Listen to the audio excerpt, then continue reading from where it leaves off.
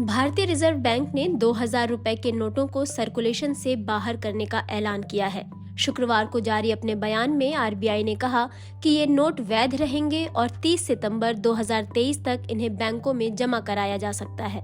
बयान में कहा गया है कि लोग 2000 के नोट अपने बैंक खाते में जमा कर सकते हैं या किसी भी बैंक की शाखा में जाकर अपने नोट बदल सकते हैं। हालांकि अपने बैंक खाते में जमा करने के लिए कोई सीमा नहीं तय की गई है और इस पर मौजूदा कानून ही लागू होंगे।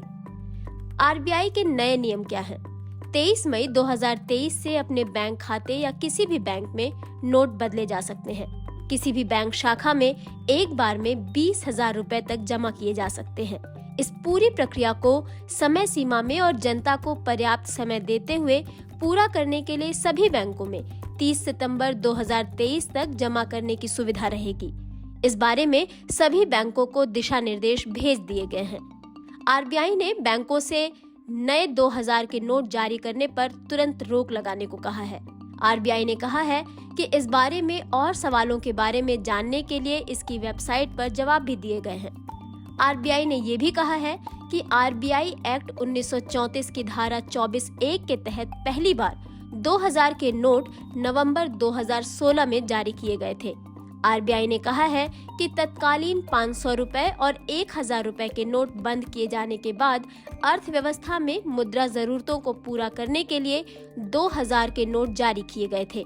आरबीआई का कहना है कि जब छोटे नोटों की आपूर्ति सुचारू हो गई तो 2018-19 में 2000 के नोटों को छापना बंद कर दिया गया। आरबीआई के अनुसार 2000 के 89% नोट मार्च 2017 से पहले जारी किए गए थे। इन नोटों का सर्वाधिक सर्कुलेशन 31 मार्च 2018 को सर्वाधिक 6.73 लाख करोड़ था। नवंबर 2016 में एक रात अचानक प्रधानमंत्री नरेंद्र मोदी ने 500 और 1000 रुपए के नोट बंद करने की घोषणा कर दी। फिर सरकार गुलाबी रंग का 2000 रुपए का नया बड़ा नोट लेकर आई थी। 8 नवंबर की उस रात प्रधानमंत्री मोदी ने नोटबंदी की घोषणा करते हुए कहा था कि रात 12 बजे के बाद से 500 और 1000 रुपए के नोट बंद हो जाएंगे और इसकी जगह भारतीय रिजर्व बैंक 2000 रुपए और 500 रुपए के नए नोट जारी करेगी।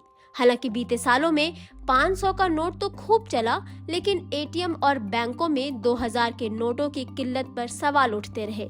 साल 2021 में तत्कालीन वित्त राज्य मंत्री अनुराग ठाकुर ने बताया था कि आरबीआई ने साल 2019 और 2020 में 2000 रुपए के नए नोट छापे ही नहीं हैं। वहीं अनुराग ठाकुर ने साल 2020 में कहा था, मार्च 2019 में 329.10 करोड़ रुपए की कीमत के 2000 रुपए के नोट बाजार में चल रहे थे।